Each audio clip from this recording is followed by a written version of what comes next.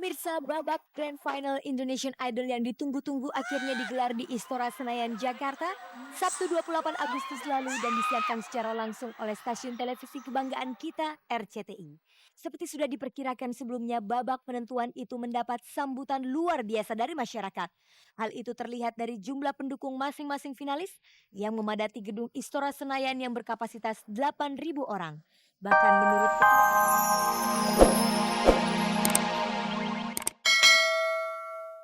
Selamat sore pemirsa, jumpa lagi dengan saya Fani Rahmasari dalam tayangan paling bergengsi, Cek dan Dicek. Inilah tayangan infotainment yang akan mengupas sisi menarik kehidupan selebriti di tanah air. Seperti biasa selama kurang lebih 30 menit ke depan, saya akan menemani Anda menyaksikan berbagai berita aktual dan menarik dari dunia selebriti yang sudah disiapkan oleh tim Cek dan Dicek.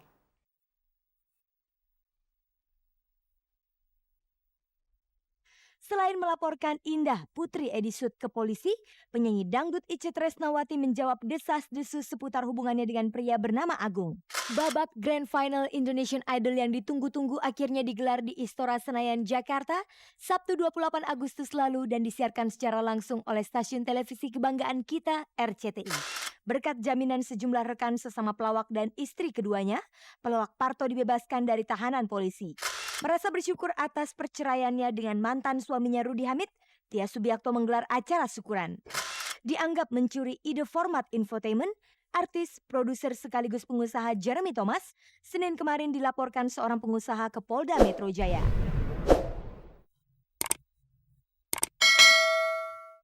Setelah sekian lama bungkam terkait perihal penjualan rumah harta gono gini, akhirnya penyanyi dangdut Itje Tresnawati menggelar jumpa pers.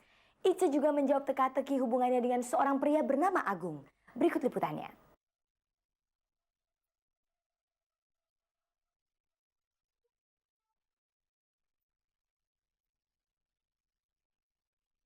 Meski perceraian Edisut dengan Itje Tresnawati resmi berakhir, namun perseteruan mereka berlanjut hingga kini.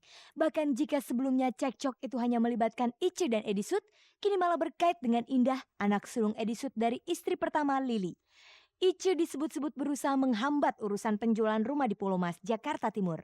Padahal rumah yang ditaksir seharga 2,5 miliar rupiah itu harusnya segera dijual dan hasilnya dibagi dua antara Itje dan Edisut.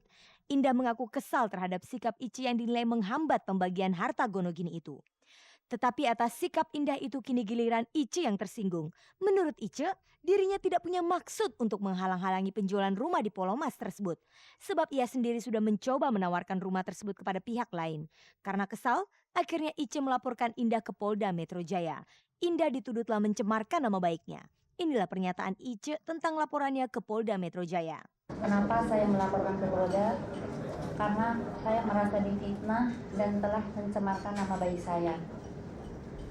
Karena yang saya lihat di beberapa infotainment yang dia bicara, itu semuanya tidak benar dan saya ada bukti-buktinya. Itje dan Edisut menikah 21 tahun yang lalu dan telah dikaruniai 2 orang putra yakni Eka Sutrisna dan Eti Suryawati.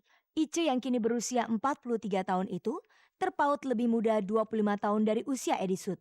Mereka menikah di Tasikmalaya saat Edisut menjadi produser Aneka Ria Safari di TVRI. Entah kenapa, perkawinan mereka harus kandas di tengah jalan, bahkan berakhir dengan membuahkan perkara. Salah satu perkara tersebut adalah rumah terletak di kawasan Pulau Mas. Bagaimana sesungguhnya kesepakatan mengenai rumah tersebut? Rumah tersebut memang dalam kesepakatan bersama akan dibagi dua. Saya selalu berdoa dan mudah-mudahan rumah itu cepat laku gitu. Apalagi mantan suami saya, Pak Edisut, niatnya kan mulia sekali. Dari hasil penjualan rumah tersebut akan membangun sebuah sarana ibadah, yaitu masjid. Rupanya Itje menanggapi persoalan ini dengan serius. Tapi apakah Itje sudah berusaha untuk menyelesaikannya secara kekeluargaan? Kayaknya saya udah pernah mengklarifikasi juga, pengacara saya juga sudah, tapi ya makin di luar garis ya Mas Eko ya. Ya ini saya juga dengan terpaksa gitu melaporkan ke Polda itu. Di tengah perseteruan itu, Itje mengumumkan hal yang selama ini menjadi teka-teki banyak orang. Kepada wartawan, Itje mengaku ia telah menerima pinangan dari seseorang bernama Agung Sarwono. Katanya mereka akan menikah dalam waktu dekat. Bahkan sempat tersiar kabar bahwa Itje saat ini telah mengandung anak Agung. Digosipin yang simpang siur bahwa Mbak Itje itu sudah nikah diam-diam. udah hamil 3 bulan itu tidak betul sama sekali. Ya insya Allah Mas Eko mudah-mudahan gak ada halangan, dan saya juga mohon doa restu dari teman-teman wartawan semua, dari penggemar-penggemar saya di seluruh Indonesia. Insya Allah saya tanggal 10 Oktober akan melangsungkan pernikahan. Saya juga nggak nyangka kok saya dikasih jodoh secepat ini. Ya berarti saya dan anak-anak ada yang melindungi. Mudah-mudahan calon suami saya menjadi suami saya dan bapak anak-anak saya yang soleh, yang sayang sama saya dan anak-anak saya. Calon suami saya yaitu Bapak Ayun Sarwono.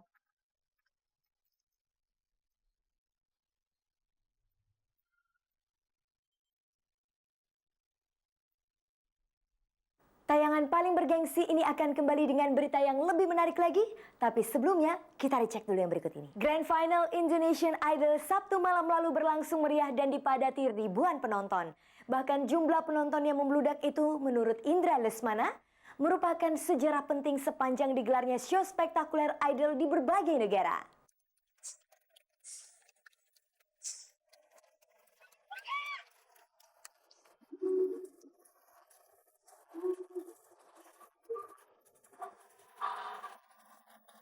Pemirsa, babak Grand Final Indonesian Idol yang ditunggu-tunggu akhirnya digelar di Istora Senayan, Jakarta, Sabtu 28 Agustus lalu dan disiarkan secara langsung oleh stasiun televisi kebanggaan kita, RCTI.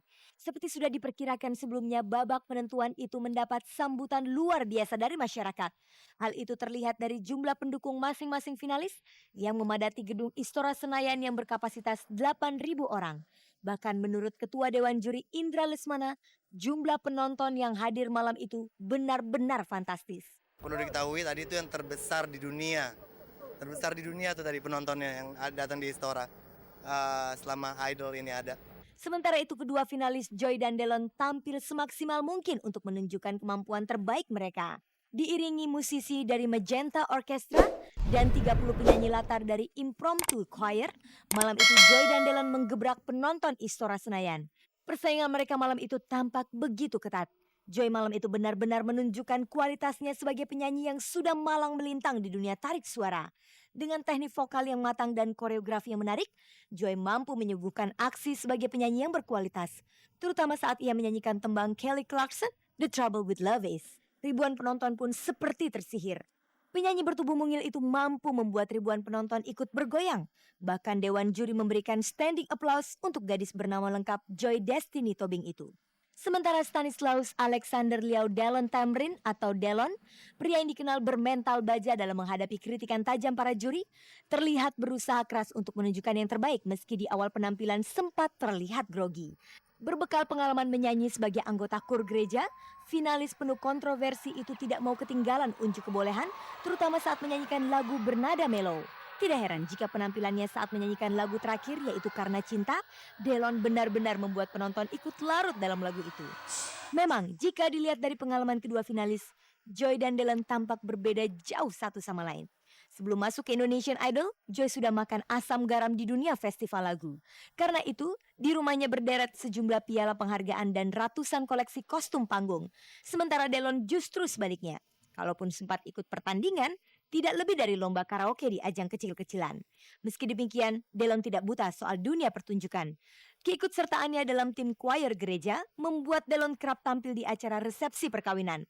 Dan kenyataan itu baru disadari para juri. Tengok saja komentar Mutia Kasim. Bahkan untuk pertama kalinya wanita yang biasa disapa Mukas itu memuji habis-habisan penampilan Delon dan mengaku bersalah atas kritikan pedasnya selama ini terhadap Delon. Saya berbalik tuh karena memang saya salah gitu ya, salah. Dan saya nggak malu untuk mengakui salah. Pemirsa, seperti yang telah Anda saksikan, Joy dan Delon telah berjuang habis-habisan. Siapakah di antara keduanya yang akan menjadi pemenang?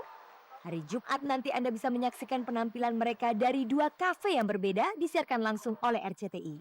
Dan pada hari Sabtu tanggal 4 September mendatang, langsung dari Istora Senayan, Jakarta, RCTI akan menayangkan reunion show 11 finalis Indonesian Idol serta pengumuman pemenang Indonesian Idol 2004. Selama sepekan ini, Joy dan Delon harus mengumpulkan suara terbanyak lewat polling SMS dan premium call.